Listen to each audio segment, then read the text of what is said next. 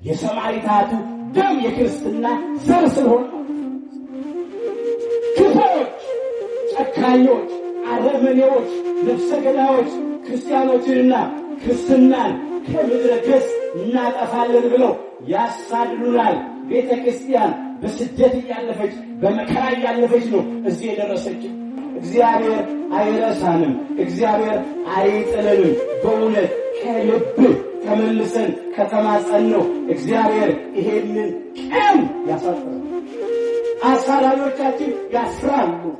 መታሰቢያቸው ይቋረጣል። ስም አጠራራቸው ይጣፋል። የአመፀኛ፣ የነፍሰ ገዳይ፣ የጨካኝ፣ የእልህኛ በንጹሐን ደም የሚታጠብ መጨረሻው ሲኦል ስለሆነ ለወንበር ሲሉ፣ ለምድራዊ ክብር ሲሉ፣ ለስልጣን ሲሉ በንጹሐን ደም ይታጠባል። ግን እግዚአብሔር ለበቀል ሲነሳ መታሰቢያቸው ይቋረጣል። ስም አጠራራቸው ይጠፋል። ክርስትና የመከራ ጉዞ ነው። ያለ ፈተና ዋጋ የለም፣ ያለ መከራም ክብር የለም። እናማትባለን። በስመ አብ ወወልድ ወመንፈስ ቅዱስ አሃዱ አምላክ አሜን። ክቡር አባታችን መጋቤ ካህናት አባ ሀብተ ጊዮርጊስ በመንበረ ፓትርያርክ ጠቅላይ ቤተ ክህነት ጽሕፈት ቤት የገዳማት መምሪያ ኃላፊ፣ ክቡራን የመንበረ ፓትርያርክ ጠቅላይ ቤተ ክህነት የየመምሪያው ክፍል ኃላፊዎች፣ ክቡራን የአዲስ አበባ ሀገረ ስብከት የየዋናው ክፍል ኃላፊዎች፣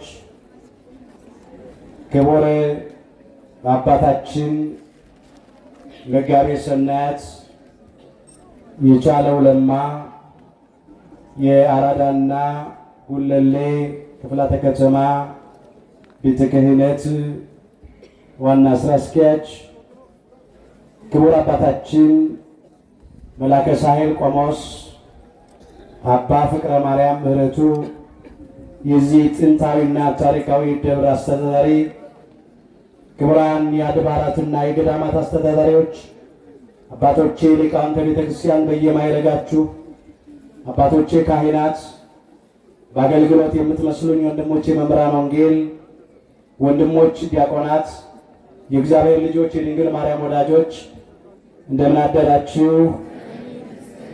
በቸርነቱ ሳይገባን የኃጢአታችንን ብዛትና የሰውነታችንን ክፋት ተመልክቶ ሳያጠፋን ዕድሜ ለንስሐ ሰጥቶ ዳግም በቅድስናው ስፍራ ሰብስቦ ስሙን እንድንጠራ ቃሉንም እንድንሰማ የፈቀደልን የአባቶቻችን የቅዱሳን አምላክ የሰራዊት ጌታ እግዚአብሔር ስለማይነገረው ስጦታው ክብርና ምስጋና ይግባው።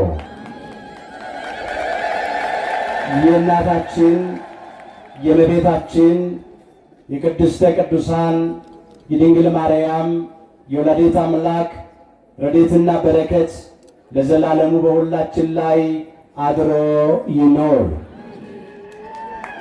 በቅድሚያ እግዚአብሔር አምላካችን ሁላችንን በቸርነቱ ጠብቆ እንኳን እናታችን እመቤታችን ቅድስተ ቅዱሳን ድንግል ማርያም ወላዲተ አምላክ ከልጇ ከወዳጇ ከሕፃኗ ከመድኃኔ ዓለም ከኢየሱስ ክርስቶስ ጋር ወደ ደብረ ቁስቋም ወይም ወደ ቁስቋም ተራራ ለገባችበትና ከግብፅ ከስደት ለተመለሰችበት ዓመታዊ መታሰቢያ ክብረ በዓል በሰላምና በጤና አደረሰን አደረሳችሁ። አምላካችን እግዚአብሔር ምስጋናችንን ይቀበልልን። የምስጢር ባለቤት እግዚአብሔር አምላካችን ለሁላችንም ምስጢሩን ገልጦ ያስተምረን። ተንስ ወንሳ ሕፃነ ወእሞ ወሁር ውስተ ምድረ እስራኤል። ተነሳና ሕፃኑንና እናቱንም ይዘ ወደ እስራኤል አገር ሂድ። የማቴዎስ ወንጌል ምዕራፍ 2 ቁጥር 20። ለዛሬ አምላካችን እግዚአብሔር እንደረዳን መጠን በሚኖረን ጊዜ የምንማርበት የትምህርታችን ርዕስ ይህ ይሆናል። ተነሳ ሕፃኑንና እናቱንም ይዘህ ወደ እስራኤል ሀገር ሂድ። የማቴዎስ ወንጌል ምዕራፍ 2 ቁጥር 20 ላይ ይህ ቃል ተመዝግቦ እናገኘዋለን። ዛሬ በዚህ ርዕስ ለመማር የመረጥንበት ምክንያታችን በቤተ ክርስቲያናችን ታሪክ መሰረት በየዓመቱ ኅዳር 6 ቀን በቅዳሴው ክፍለ ጊዜ እንዲነበብ የታዘዘው በቅጻሬ ማለት ነው የዕለቱ ቅዱስ ወንጌል ክፍል ስለሆነ ነው። ሁለተኛው ምክንያታችን በዚህን ዕለት የምናከብረው የምናስበው በዓል የእናታችን የእመቤታችን የቅድስተ ቅዱሳን የድንግል ማርያምን የወላዲተ አምላክንና የሕፃኑ የልጇ የወዳጇ የአምላካችን የጌታችን የመድኃኒታችን የኢየሱስ ክርስቶስን ከግብፅ ከስደት የመመለስ በዓል ነው። ክብር ምስጋና ለአምላካችን ለእግዚአብሔር። ስለዚህ በዚህ ርዕስ ለመማር መርጠናል። እስቲ በሉ ከኔ ጋራ ተነሳ በሉ። ሕፃኑንና እናቱንም ይዘህ ወደ እስራኤል ሂድ ርዕሳችን ነው። በዚህ ርዕስ ውስጥ በመጀመሪያ ይህንን ቃል ማን ለማን እንደተናገረው እንመለከታለን። ሁለተኛ ይህ ቃል መቼ እንደተነገረና በምን ምክንያትም ደግሞ እንደተነገረ እናነሳና ከዚያ በኋላ ዛሬኛ ከዚህ ታሪክ ልንማር የሚገባው ምን እንደሆነ በዓሉን ስናከብር ምን ልናደርግ እንደሚገባን ተመልክተን ትምህርታችንን እንጠቀልለዋለን። አምላካችን እግዚአብሔር በነገር ሁሉ ማስተዋልን ይስጠን። በዚህ ስፍራ ይህንን ቃል የተናገረው ሊቀ መላእክት ቅዱስ ገብርኤል ነው። ሊቀ መላእክት ቅዱስ ገብርኤል ይህንን ቃል የተናገረው ለአረጋዊው ለቅዱስ ዮሴፍ ነው። የተናገረበትም ጊዜ መቼ ነው ስንል ሄሮድስ በሞተ ጊዜ ነው። በዚህ በማቴዎስ ወንጌል ምዕራፍ 2 ቁጥር 19 ላይ እንደዚህ ይላል። ሄሮድስ ከሞተ በኋላ እነሆ የጌታ መልአክ ሊቀ መላእክት ቅዱስ ገብርኤል በግብፅ ለዮሴፍ በሕልም ታይቶ ተነሳ ሕፃኑንና እናቱንም ይዘህ ወደ እስራኤል ሀገር ሂድ አለው። አስተውሉ ወገኖች፣ ቦታው ግብፅ ነው። ጊዜው ሄሮድስ በሞተ ጊዜ ነው። አበው ነገር ከስሩ ውሃ ከጥሩ ይላሉና ጥቂት ነገር ወደኋላ መለስ ብለን ለትምህርታችን የሆነን ዘንድ እናነሳለን። ስደትን ሳናነሳ ከስደት መመለስን አናነሳምና ብዙ እንዳልተርክ ብዙ ጊዜ የለኝም። ዋና ዋና ነገሮችን ግን አነሳለሁ። ሁላችን እንደምናውቀው አምላካችን ጌታችን መድኃኒታችን ኢየሱስ ክርስቶስ ለድኅነት ዓለም ለቤዛ ዓለም ከቅድስተ ቅዱሳን ከድንግል ማርያም በቤተልሔም ዋሻ በተወለደ ጊዜ ሰብአ ሰገል በኮከብ እየተመሩ እጅ መንሻውን ሊያቀርቡለት መጡ ይላል። የተወለደው የአይሁድ ንጉሥ ወዴት ነው ያለው እያሉ ወርቁን፣ ዕጣኑን፣ ከርቤውን ሊገብሩ ማለት ነው። በማቴዎስ ወንጌል ምዕራፍ 2 ቁጥር 1 ላይ ተመዝግቧል። ያን ጊዜ ሄሮድስና ከሄሮድስ ጋር የነበሩት ንጉሥ ተወለደ መባልን ሲሰሙ ደነገጡ ይላል። ምን አሉ? ደነገጡ። ከተማ ሁሉ ደነገጠች። የክርስቶስ የመወለዱ ዜና የሚያስደስት ነበር እንጂ የሚያስደነግጥ አልነበረም። ሄሮድሳውያን ግን የሚያስደነግጣቸው የወንበራቸው ጉዳይ ነው። እንግዲህ ንጉሥማ ከተወለደ አለ ሄሮድስ፣ ንጉሥ ሳይገድል አይነግስም። ስለዚህ ወንበሬን የሚቀማኝ የስልጣኔ ተቀናቃኝ ከተወለደማ ማጥፋት አለብኝ ብሎ ተነሳ። ከሱም ጋራ ያሉት አብረው ደነገጡ ይላል። ለምን? እነሱም ጥቅም፣ ስልጣን፣ ምድራዊ ክብር ይቀርባቸዋልና። እሱ ግን ምድራዊ ንጉሥ አይደለም። የሰማይና የምድር ንጉሥ ነው። የኃያላን ኃያል ነው። የጌቶች ጌታ ነው። የነገሥታት ንጉሥ ነው። በባህሪው ሞት የሌለበት፣ በመንግሥቱ ሽረትና እልፈት ለውጥ የሌለበት የዘላለም ንጉሥ ነው። የሰማይና የምድር ንጉሥ ነው። ክብር ምስጋና ይግባው። ምድራዊ ንጉሥ ናቸው። ከዚያም ጠየቀ። ኮከቡ ከታየ ስንት ዓመት ይሆናል አለ። 2 ዓመት ይሆናል አሉ ሰብአ ሰገል የጥበብ ሰዎች። እንግዲያውም አለ ይሄ ተወለደ የሚባለው ንጉሥ ከ2 ዓመት አይበልጥም ማለት። ስለዚህ ምን አደርጋለሁ አለ? እነ 2 ዓመት የሞላቸውና ከ2 ዓመት በታች የሆኑትን ወንዶቹን እገድላለሁ፣ ከዚያ ውስጥ ንጉሡ ስለሚገኝ ብሎ። ምክንያቱ ይሄ ነው። ሄሮድስ ሕፃኑን ሊገድለው ይፈልጋልና ተነሳ፣ ሕፃኑንና እናቱንም ይዘ ወደ ግብፅ አገር ሂድ አለው። በማቴዎስ ወንጌል ምዕራፍ 2 ቁጥር 13 ላይ ተመዝግቧል። አሁንም ይህንን ቃል የተናገረው ሊቀ መላእክት ቅዱስ ገብርኤል ነው። የተናገረውም ደግሞ አሁንም ለአረጋዊው ለቅዱስ ዮሴፍ ነው። የተናገረው ይህንን ቃል በእስራኤል ምድር ነው። ጌታችን ከእመቤታችን በቤተልሔም በተወለደ ጊዜ አስተውሉ። ሄሮድስ ሕፃኑን ሊገድለው ይፈልገዋልና ተነሳ፣ ሕፃኑንና እናቱንም ይዘ ወደ ግብፅ አገር ሂድ አለው። በሌሊት ነው የተናገረው። ለልማዱ ስደተኛ ሌሊት ነው ተነስቶ መሄድ።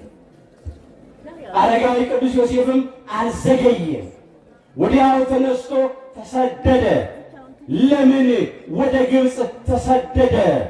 በመጀመሪያ ትንቢቱ እንዲፈጸም ልጄን ከግብፅ ጠራሁት ተብሎ በትንቢተ ሆሴዕ ምዕራፍ 11 ቁጥር 1 ላይ የተመዘገበው ቃል እንዲፈጸም፣ ሌላውም እግዚአብሔር በፈጣን ደመና እየበረረ ወደ ግብፅ ይመጣል ተብሎ በትንቢተ ኢሳይያስ ምዕራፍ 19 ቁጥር 1 ላይ ተመዝግቧል። እሱም እንዲፈጸም ነው። ሌላው ምሳሌው እንዲደርስ ነው። ምሳሌው እንደምንድን ነው ቢሉ ያዕቆብና ልጆቹ ስደተኞች ነበሩ። ከምድረ ርስት ከከነዓን ከዛሬይቱ ኢየሩሳሌም ወደ ግብፅ ተሰደው ነበረ። ለ430 ዘመን ሙሉ በግብፅ በስደት ኖረዋል። ያኔ ያዕቆብ ወደ ግብፅ በሚወርድበት ጊዜ አምላካችን እግዚአብሔር እንዲህ ብሎ ተናግሮት ነበረ። በዚህ በኦሪት ዘፍጥረት ምዕራፍ 46 ቁጥር 4 ጀምሮ የተመዘገበውን ኃይለ ቃል መመልከት ትችላላችሁ። እኔ ከአንተ ጋር እወርዳለሁ አለ እግዚአብሔር፣ ከዚያም ከግብፅ አወጣለሁ አለው። ይሄ ምሳሌ ነው። እግዚአብሔር ለጊዜው ከያዕቆብ ጋራ እና ከልጆቹ ጋራ ወደ ግብፅ በረድኤት ወረደ። ከዚያም ከ430 ዘመን በኋላ ከግብፅ ከባርነት ቤት ነፃ አወጣቸው። ያዕቆብና ልጆቹ የአዳምና የኛ የልጆቹ ምሳሌ፣ ምድረ ርስት ወይም ከነዓን ወይም ኢየሩሳሌም የገነት ምሳሌ፣ ግብፅ የሲኦል ምሳሌ። ያዕቆብና ልጆቹ ከርስታቸው ከከነዓን ከምድረ ርስት ከኢየሩሳሌም ወደ ግብፅ ተሰደው እንደነበረ አዳምና እኛ ልጆቹ ደግሞ ከገነት ወደ ሲኦል ተሰደን ነበረ። ከያዕቆብና ከልጆቹ ጋር በረድኤት ወደ ግብፅ ወርዶ ከግብፅ ከባርነት ቤት ነፃ እንዳወጣቸው ከ430 ዘመን በኋላ አዳምና እኛ ልጆቹን ራሱ ባለቤቱ አምላካችን ጌታችን መድኃኒታችን ኢየሱስ ክርስቶስ ከእናታችን ከእመቤታችን ከቅድስተ ቅዱሳን ጋራ ተሰዶ ከስደት መለሰን። ክብር ይግባው አምላካችን ጌታችን መድኃኒታችን ኢየሱስ ክርስቶስ። እነሱ ከግብፅ ወደ እስራኤል እንደገቡ አዳምና እኛ ልጆቹ ከሲኦል ወደ ገነት ገባን። እስራኤል ከፈርዖንና ከሰራዊቶች ነፃ እንደወጡ ፈርዖን የዲያብሎስ ምሳሌ ነው፣ ሰራዊቱ የአጋንንት ምሳሌዎች ናቸው። እኛ ደግሞ ከዲያብሎስና ከሰራዊቶች ነፃ ወጣን፣ ከሞት ወደ ሕይወት፣ ከጨለማ ወደሚደነቅ ብርሃን፣ ከሲኦል ወደ ገነት ተሻገርን። ይሄ ምሳሌ እንዲደርስ ወደ ግብፅ ተሰደደ። ሌላው ለምን ወደ ግብፅ ተሰደደ ስንል በግብፅ የነበሩትን ገዳማት ለመባረክ እነ ሲሃት እና አስቄጥስ የሚባሉትን ገዳማት ለመባረክ በስደቱ በኢትዮጵያም ያሉትን ገዳማትን ባርኳል። እነ አክሱም ጽዮንን፣ እነ ደብረ ዳሞን፣ እነ ዋልድባን፣ እነ ምሳል ማርያምን፣ እነ ሙረ ኢየሱስን፣ እነ ጣና ቂርቆስን በስደቱ ባርኳል። ኢትዮጵያውያንም ተባርከናል። ያን ጊዜ ለኢትዮጵያውያን እመቤታችንን ኢትዮጵያን ለእመቤታችን አስራት አድርጎ ሰጠ። ክብር ምስጋና ለአምላካችን ለጌታችን ለመድኃኒታችን ለኢየሱስ ክርስቶስ። ለምን እዛው እያለ እስራኤል እያለ ለምን ከሞት አላመለጠም? ለምን አልተሰወረም? ለምን ግብፅ ድረስ ይሰደዳል ብንል ምክንያቱ እንዲህ ነው። እዛ ሆኖ ከሞት ቢያመልጥ ቢሰወር አይ አምላክ ሰው አልሆነም፣ ቃል ሥጋ አልሆነም፣ ምትሃት ነው ባሉት ነው። በእውነት አምላክ ሰው መሆኑን ለማጠየቅ ተሰደደ። ሌላው ለምን አልሞተም? በሞቱ ካልቀረ ለምን አልሞተም በሕፃንነቱ ቢሉ እርሱ ከዕለተ ዓርብ አስቀድሞ ሥጋው አይቆረስም፣ ደሙ አይፈስም። እነሆ ለድነት ዓለም ለቤዛ ዓለም በሥጋ አይሞትም እና እስከዚያው ድረስ ተሰደደ። በስደቱ ተሰደን የነበርነውን አዳምና እኛ ልጆቹን ከስደት መልሶናል። ለአዳምና ለእኛ ለልጆቹ ሊክስልን ተሰደደ። እርሱ ተሰደደ፣ እናቱ ተሰደደች። ከስደትም በእነሱ ስደት ተመለስን። ክብር ምስጋና ለአምላካችን ለእግዚአብሔር ይሁን። ሌላው የጻድቃንን የሰማዕታትን የቅዱሳንን የእውነተኞቹን ክርስቲያኖች ስደት ለመባረክ ተሰደደ። ለምን? ሰማዕትነት ስደት ጭምር ነው።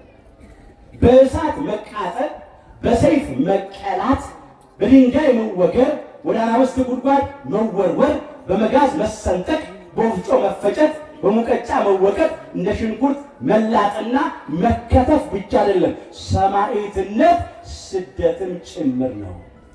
ለሰማዕታት ለጻድቃን፣ ለቅዱሳን፣ ለእውነተኞቹ ክርስቲያኖች ስደትን ለመባረክ ተሰደደ።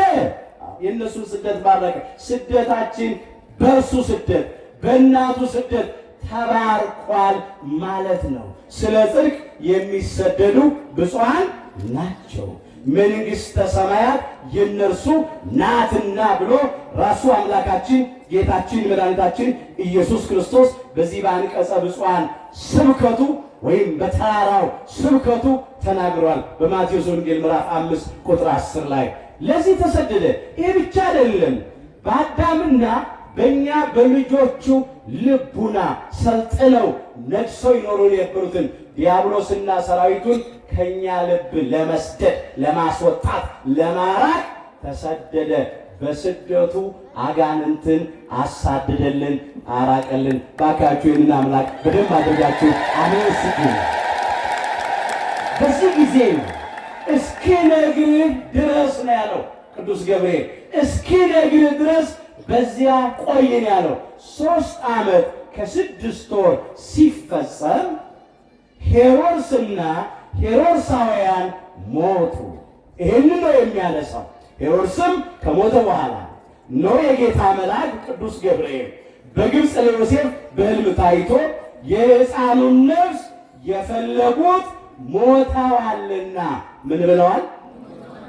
ሞተዋል። የሕፃኑን ነፍስ የፈለጉት ምን የፈለጉ? የሕፃኑን ነፍስ የኢየሱስ ክርስቶስን ነፍስ የፈለጉ።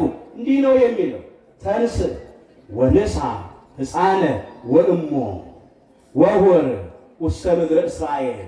ለምን ቢሉ ምክንያቱ እንዲህ ነው። እስመ ሞቱ እለ ያስስዋ ነፍሰ ዝህ ሕፃን የዚህን ሕፃን እያለ የሚለው የአምላካችን የጌታችን የመድኃኒታችን ኢየሱስ ክርስቶስ ነው። ያን ጊዜ የ5 ዓመት ከ6 ወር ሕፃን ነው።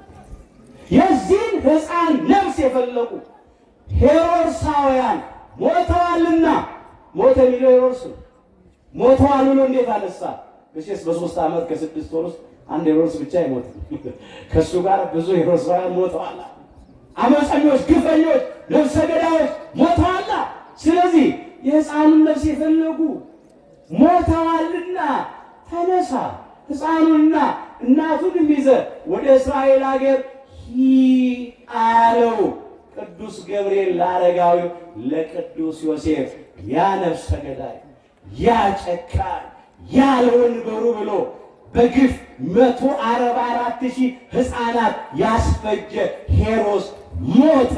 ክብር ምስጋና ለአምላካችን ለእግዚአብሔር። ተቀሰፈ። አስተውሉ። ሄሮድስ እና ሄሮድሳውያን ሸንጋዮች ናቸው። ምን አሉ? እነሆ 2 ዓመትና ከ2 ዓመት በታች የሆኑትን ልጆቻችሁን አምጡ። ወንዶቹን፣ ሴቶቹን አለ።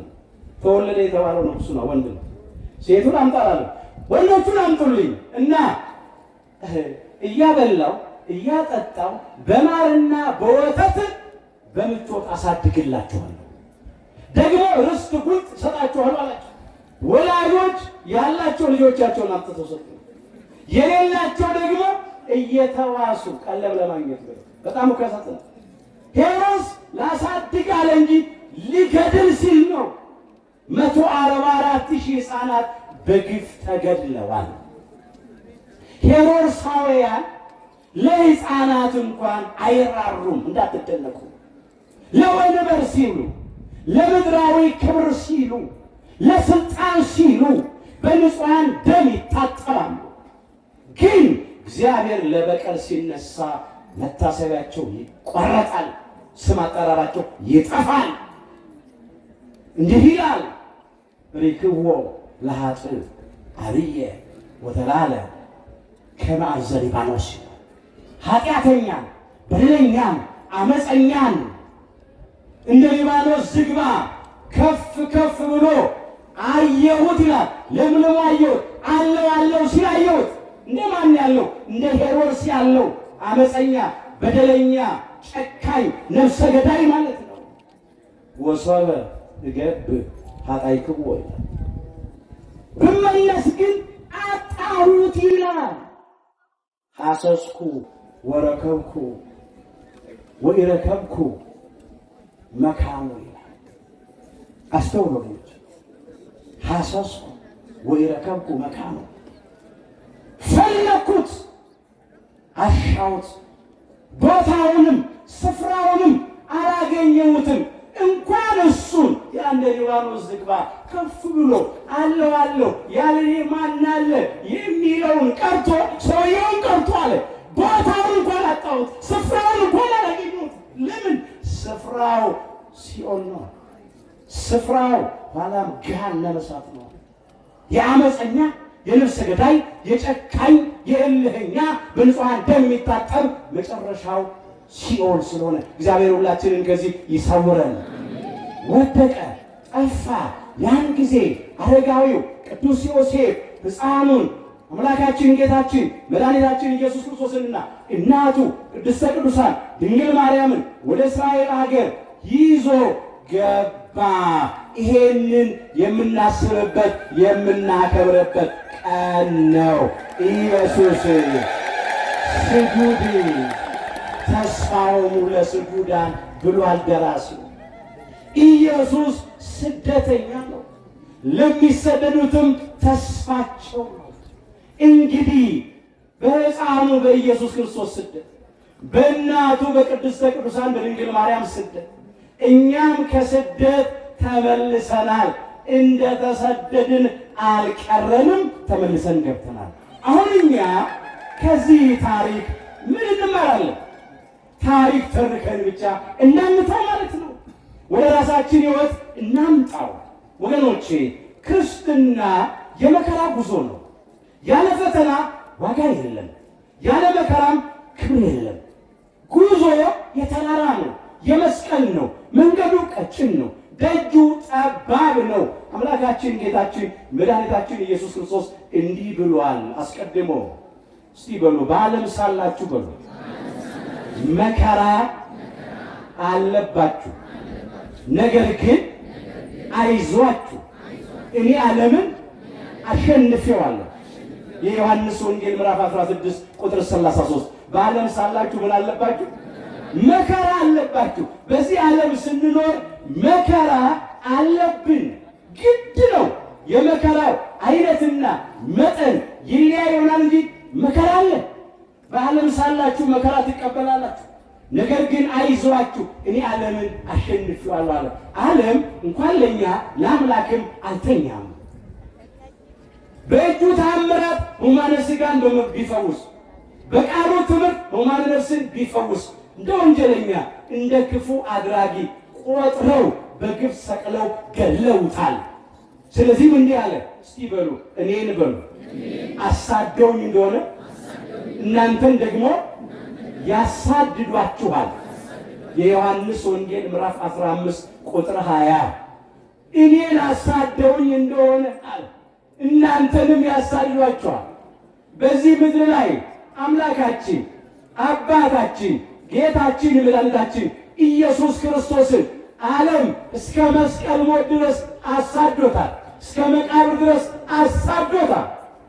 እንዳይነሳ እንኳን መቃብሩን ከሰቀሉት ከገደሉት በኋላ በሰራዊትና በመሳሪያ አስጠብቀዋል። የእኛ አምላክ ግን ሕይወት ስለሆነ ሞት አላሸነፈውም። ትንሣኤ ስለሆነ መቃብር ይዞ አላስቀረውም። ሞትን ድል አድርጎ መቅደስ ፍቱልኝ፣ መቃብር ክፈቱልኝ ሳይል በኃይሉና በሥልጣኑ ተነስተዋል። መቃብሩ ባዶ፣ ድንጋዩ ተንከባሏል። ሕያውን አምላክ ከሙታን መካከል ስለምን ትፈልጉታላችሁ? እንደተናገረው ተነስቷል እንጂ በዚህ የለም ብለው ቅዱሳን መላእክት ለቅዱሳን አንስት ትንሣኤውን አብስረዋል። የዓመፃ መዝገብ ተገልብጧል። የሞት መውጊያ ተሰብሯል። ጠላት ዲያብሎስንና ሰራዊቱን ከመንገዳችን ላይ በመስቀሉ ጠርቆ አስወግዶልናል። ክፉዎች ክርስቶስን ሰቅለው የገደሉ አፍረዋል። አዳምና እኛ ልጆቹ ከብረናል። ክብር ምስጋና ለአምላካችን። እስከ መቃብር ድረስ አሳደውታል። እኛንም ያሰሩናል። እናታችን ቅድስተ ቅዱሳን ድንግል ማርያም ወላዲተ አምላክ በዚህ ምድር ላይ ስደተኛ ነበረች። ስለዚህ እኛም ስደተኞች ነን። አደራችሁን ወገኖቼ፣ ስደተኛ ወላጆች ያሉት ልጅ ስደተኛ ነው። አምላካችን ስደተኛ ነው። እናታችን ስደተኛ ናት። ስለዚህም እኛም ስደተኞች ነን። ዓለም ቦታ አይሰጠንም። ዓለም ሊወደን ሊያከብረን ሊቀበለን አይችልም። አዎ ክርስቶስ ሞትን ድል አድርጎ ከተነሳ በክብርም ካረገ በኋላ በመጀመሪያ ቀዳሜ ሰማዕት ዲያቆን እስጢፋኖስ በግፍ በተገደለበት ጊዜ በቤተ ክርስቲያን ላይ ታላቅ ስደት ሆነ ይላል የሐዋርያት ሥራ ምዕራፍ 8 ቁጥር 1 ላይ። እስቲ በሉ በቤተ ክርስቲያን ላይ በሉ ታላቅ ስደት ሆነ። ታላቅ ምን ሆነ? ስደት ሆነ። ክርስቲያኖች ተበተኑ፣ ተሰደዱ። ግን ክፉዎች ያሳደዷቸው ክርስቲያኖችን የበተኑት ለክፋት ነበረ። እግዚአብሔር ግን ለበጎ አደረገ። ክርስቲያኖቹ ባይበተኑ ባይሰደዱ ኑሮ ክርስትና አንድ ቦታ ይጸና ነበር፣ አይሰፋም ነበር። ግን ሲበተኑ በየደረሱበት ወንጌል ሰበኩ፣ ክርስትና ተስፋፋች። የክርስቲያኖቹ ቁጥር እየጨመረ ሄደ። ክብረ ምስጋና ለአምላካችን ለእግዚአብሔር።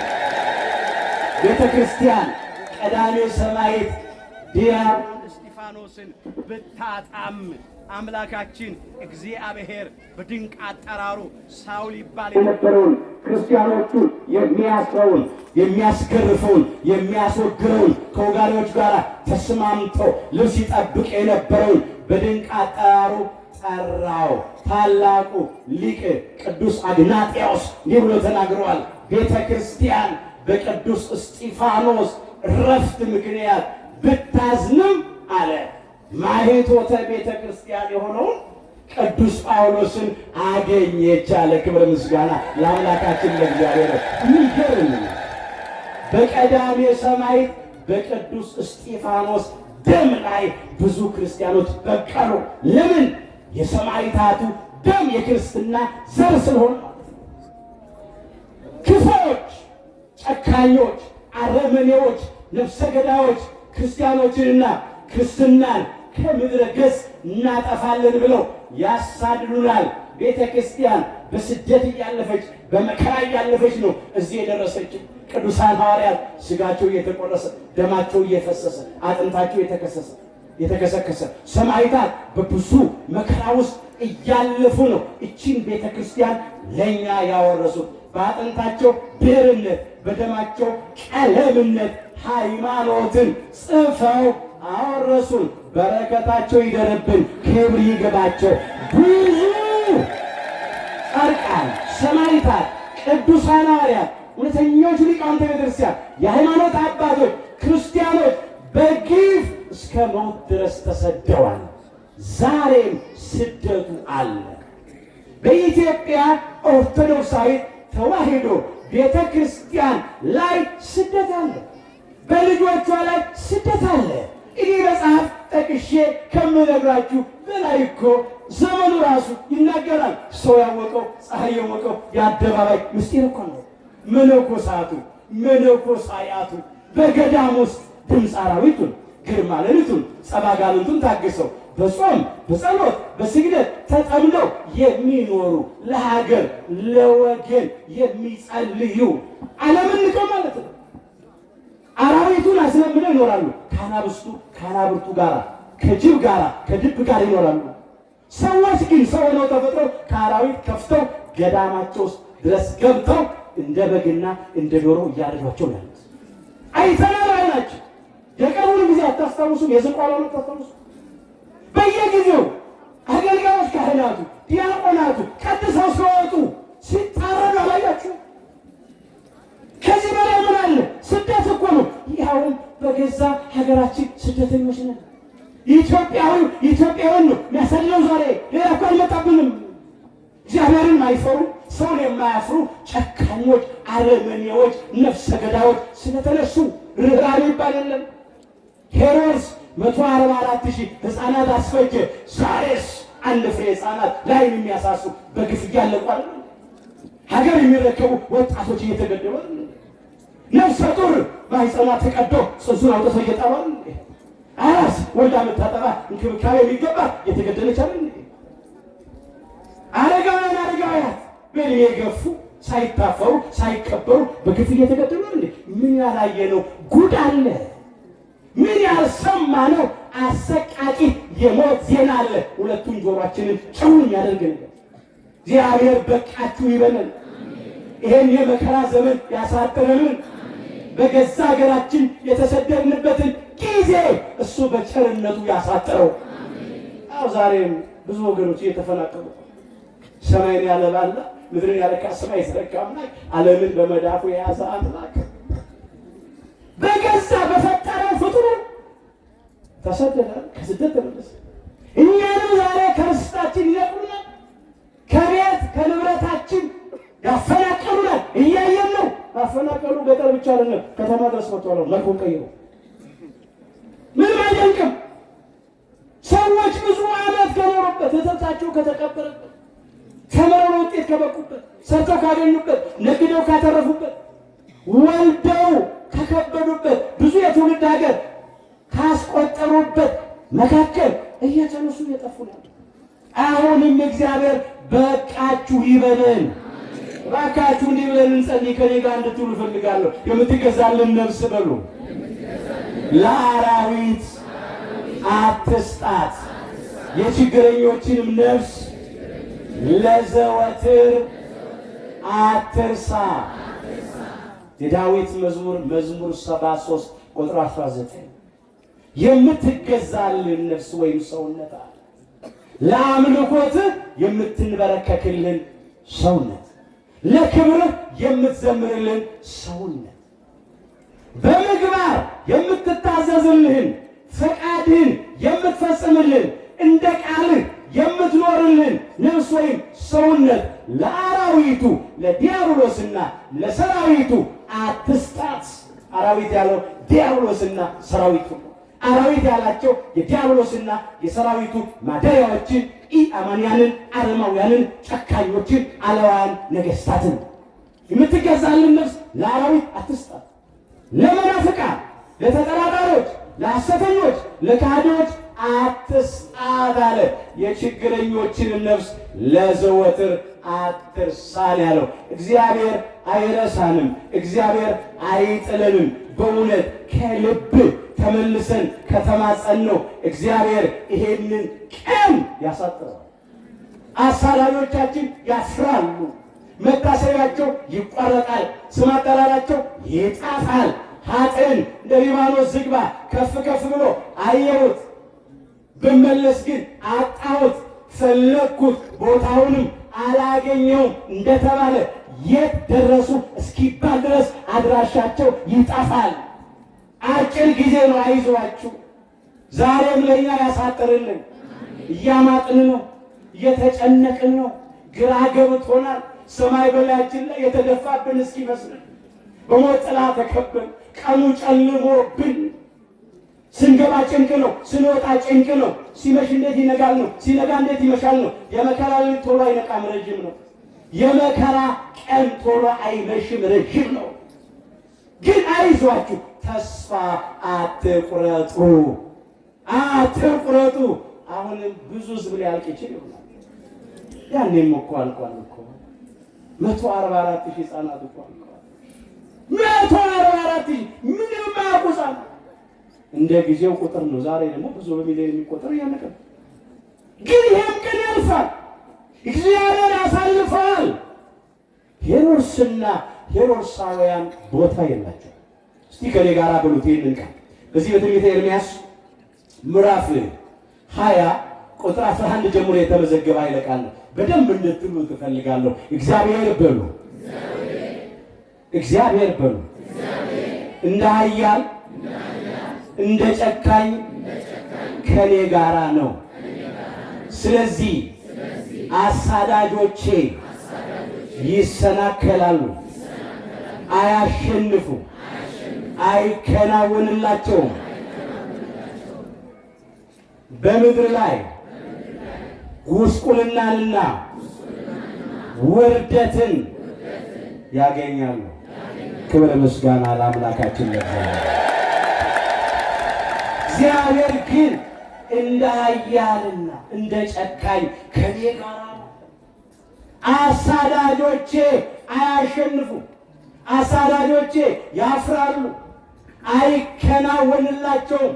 በማይረሳ ጉስቁልና ይጎሳቆላሉ። እኛ ምናልባት ለጥቂት ጊዜ በምድር ላይ እንጎሳቆላለን። መከራና ይሆናል፣ እንፈተን ይሆናል፣ እንሰደድ፣ እንገፋ፣ እንገፈፍ፣ እንገረፍ፣ እንታሰር፣ እንገደል ይሆናል። ግን አይዟችሁ፣ እሱ ከፈቀደ ከዛም መከራ እንድንወጣ ያደርጋል፣ ያሳልፈዋል። ካልፈቀደ ደግሞ በዛ ውስጥ እንኳን ብናልፍ ብንሞት በስጋ ብንሞት በነፍስ አንሞትም። አንድ ጊዜ ብንሞት ሁለተኛ አንሞትም።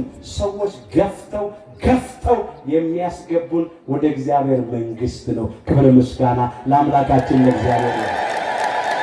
እስመ ለብዙ ሕማም ሀለወነ ንብአ ለመንግሥተ እግዚአብሔር ይላል።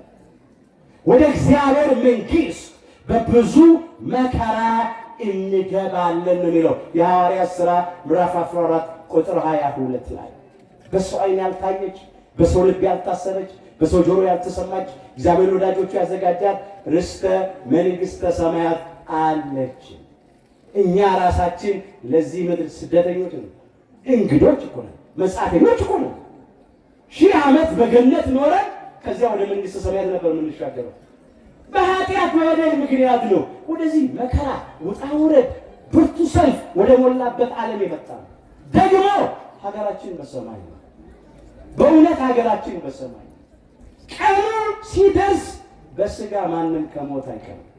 ግን አምኖ መሞት፣ ሃይማኖትን አጥንቶ ምግባርን አጥንቶ መሞት፣ ለንስሐ የሚገባ ፍሬ አፍርቶ መሞት፣ ተዘጋጅቶ የአምላክን ቅዱስ ስጋና ክቡር ደም ተቀብሎ መሞት ግን መታደል ነው። ወጥቶ መግባት የለም፣ ተቀምጦ መነሳት የለም። ዘመኑ እጅግ አጭር ነው። እኛችን ከሸማኔ ሞራሪ የቸኮለ ነው፣ ከሚሮጥ ሆሚል የፈጠነ ነው።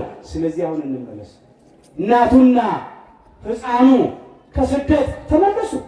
እኛም ደግሞ ከተሰደድንበት እንመለስ። አንዳንዶቻችን ከጽድቅ ተሰደናል፣ ኃጢአት ውስጥ ያለን። ከእውነት ተሰደናል፣ ሐሰት ውስጥ ያለን።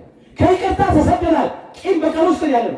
ከፍቅር ተሰደናል፣ ጎጠኞች ነን። እርስ በርስ እየተበላላን የተነካከስን የተለያየን የተጣላን ነው።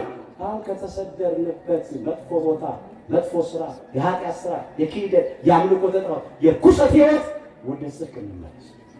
እግዚአብሔር ከክፋት ወደ ደግነት፣ ከኃጢአት ወደ ጽድቅ፣ ከርኩሰት ወደ ቅድስና፣ ከትዕቢት ወደ ትሕትና፣ ከቂም በቀለኝነት ወደ ይቅር ባይነት፣ ከመቃቃር፣ ከመለያየት፣ ከመጠላላት፣ ከመበላላት፣ ከመነካከስ ወደ መደጋገፍ፣ ወደ መፈቃቀር ይመልሰን። እንደተሰደድን አያስቀረን። አዎ ግብፅ የሲኦል ምሳሌ ነው። ዛሬም በዓለም የተሰደዱ ወገኖች አሉ። ከሃይማኖት የተሰደዱ አሉ። ከምግባር የተሰደዱ ሰዎች አሉ።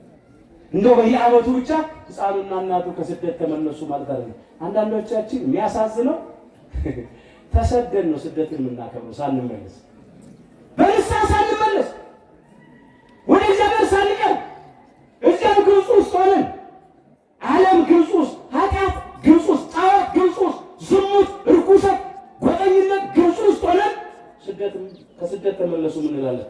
መች ገባንና በእኛ ሕይወት መመለሳቸውን ስናስብ እየተመለስ ነው። አምላካችን እግዚአብሔር ለሁላችን የሚመለስ ልብ ይስጠን። ወደ እስራኤል ይመልሰን። እስራኤል ኢየሩሳሌም የገነት ኋላም የመንግስተ ሰማያት ምሳሌ ናት። በመንግስቱ ሁላችንን በክብር ያኖረን። ተነሳ፣ ሕፃኑና እናቱንም ይዘህ ወደ እስራኤል ሀገር ሂድ። የማቴዎስ ወንጌል ምዕራፍ 2 ቁጥር 20። በእውነት አምላካችን እግዚአብሔር ዛሬም በኢትዮጵያ ምድር በገዛ ሀገራቸው ተሰደው ያሉትን ወገኖቻችን ይቀናሉ። የሌሊት ቁርጥ የሚፈራረቅባቸው በየመጠለያ ጣቢያ ያሉትን ላስቲክ ለብሰው የሚያጥኑትን የሰው እጅ የሚያዩትን ትላንት ከራሳቸው አልፎ ለሌላው ይተርፉ የነበሩትን ዛሬ ተመጽዋች የሆኑትን ወገኖቻችንን በምሕረቱ ያስብልን። አሁን ያ ሰላም ስለሆነ ነው እዚህ እንዲህ ባለ ሁኔታ እያመለከ እግዚአብሔርን እያመሰገን ያለ። ይህ እኮ ድል የሌላቸው ሰዎች የቤታቸው ድረስ ሞት ቤታቸው ድረስ፣ ጥፋት ቤታቸው፣ ድንጋጤ፣ እልቂት፣ ስጋት እኮ እግዚአብሔር በቃችሁ ይበል። አንድ ነገር ልጠቆማችሁና ይበቃኛል። ዛሬ ይህን በዓል ስናከብር ይህ ቤተክርስቲያን በእግዚአብሔር ፈቃድ ከታነጸ ወይም ከተሰራ አሁን ባልሳሳት ወደ 98 ዓመት አካባቢ የሞላ ሲያመስግኑ እዚህ ያደረሳሉ። የታደሉት ነገስታቱ የታደሉት ማለት ነው እነ ንግስት ዘውዲቱ ሌሎቹም ነገስታት ጊዜ ላለመውሰድ የታደሉት አብያተ ክርስቲያናት ያነጹ አብያተ ክርስቲያናት ያነጹ ሰዎች ከእግዚአብሔር ጋር የሚገናኙበት ነው። በእውነት ያልታደሉት ደግሞ ያፈርሳሉ፣ ያቃጠላሉ። በተገላቢጦሽ በሚያሳዝን ሁኔታ ስንት ጉድ ሰምተናል፣ ስንት ጉድ አይተናል። እጅግ የሚያሳዝን ነው። እነሱ የሰሩት ቤተክርስቲያን አሁን ንግስት ዘውዲቱ ነው ይሄን ቤተክርስቲያን ያሰሩት። አሁን ከእድሜ ብዛት የተነሳ እንደምታዩት ተጎድቷል። እድሳት ይፈልጋል ህንጻው እና የምትችሉትን ሁሉ በአቅማችሁ አሁን የተዘጋጃችሁ አሁን አድርጉ፣ ያልተዘጋጃችሁ ደግሞ ስትመለሱ አድርጉ። ዛሬ ቀላል ነው፣ በእጅ ስልክ ነው አይደል? የባንክ ሂሳብ ቁጥር አለ በየቦታው ተለጥፏል። በኋላም በስፋት ይነገራል። የምትችሉትን አድርጋችሁ እነሱ ሰርቶ አስረከቡ። እኛ ደግሞ እስቲ አድሰነው እናስከተለው ለመጪው ትውልድ ማለት ነው። እግዚአብሔር አምላካችን ሁላችንን ይርዳ። አንድ ቃል ስለዚህ እናንሳ። ከአቅማችሁ በላይ አይደለም የምትጠየቁት፣ ይገባኛል። ኑሮ በጣም ከባድ ነው። ዛሬ ሰው ኑሮ ከእጅ ወደ አፍ ነው። ለራሱም እንኳን በልቶ መጥገብ አቅቶታል፣ ይታወቃል። በየቀኑ እየተወደደ የሚሄደው ዕቃ ነው፣ ኑሮ ነው እየከበደ የሚሄደው። የሰው ሕይወትማ እየረከሰ ነው፣ ዋጋ አጥቷል፣ መንገድ ላይ እየወደቀ። በዚህ ጊዜ እግዚአብሔር ከሰጠን ላይ እንደተሰጠን መጠን እንድናደርግ ነው የምጠቆማችሁ። ከኔ ጋር በሉ አምላክ እግዚአብሔር በሉ በረከት እንደሰጠህ መጠን እያንዳንዱ ሰው እንደ ችሎታው ይስጥ። ኦሪት ዘዳግም ምዕራፍ 16 ቁጥር 17። በደንብ እንደገና በሉ። አምላክ እግዚአብሔር በሉ በረከት እንደሰጠህ መጠን እያንዳንዱ ሰው እንደ ችሎታው ይስጥ። ከእግዚአብሔር በረከት ያልተቀበለ ሰው አለ? እኛ ራሳችን የማስቆጣዎች ነው። እግዚአብሔር ነው እኛ ወላጆቻችን ይስጥ። ወላጆቻችን ለአያቶቻችን እንዲህ ያለ ቀጥል። ገንዘቡም፣ ዕውቀቱም፣ ስልጣኑም፣ እድሜውም የእግዚአብሔር ስጦታ ነው። የኛ የምንለው ምንም ነገር የለም። ጤና የሰጠን እግዚአብሔር ነው። እንጀራ ስራ የሰጠን እግዚአብሔር ነው። ስለዚህ እግዚአብሔር አብዝቶ በረከት ሰጥቶናልና ከተሰጠን ላይ እንደ አቅማችን እንደ ችሎታችን ደግሞ መልሰን ለእግዚአብሔር እንስጥ። እግዚአብሔር ያንን ነው የሚቀበለው። ተጨንቀን ተጠበን አዝነን ተከፍተን አይደለም፣ ደስ እያለን እንስጥ። በሰጠን ቁጥር ይሰጠናል። ስጡ፣ ስጠት። መስጠት ያሰጣል። መስጠት ይሞላል፣ አይጎልም። መስጠት ይጨመራል፣ አይቀንስም። ይበዛል፣ ይሰፋል። አንዳንድ የሚጎልባቸው ይመስላችኋል፣ ግን አይጎልም። እስቲ ለእግዚአብሔር መልሰን እንስጥና እናየው እግዚአብሔርን በረከት። ያትረፈርፈዋል፣ ያበዛዋል። መሸከም እስኪያቅተን ድረስ ነው ያስታቅፈን። ብቻ እንስጥ። እግዚአብሔር እንደረዳን መጠን ሁላችንም ተረባርበን ይሄንን ቤተ መቅደስ በሚገባ ታድሶ አይተን እግዚአብሔር ዕድሜውን ከሰጠን ለ100ኛ ዓመቱ እንዲደርስ በቸርነቱ ይርዳን። ይቆያል።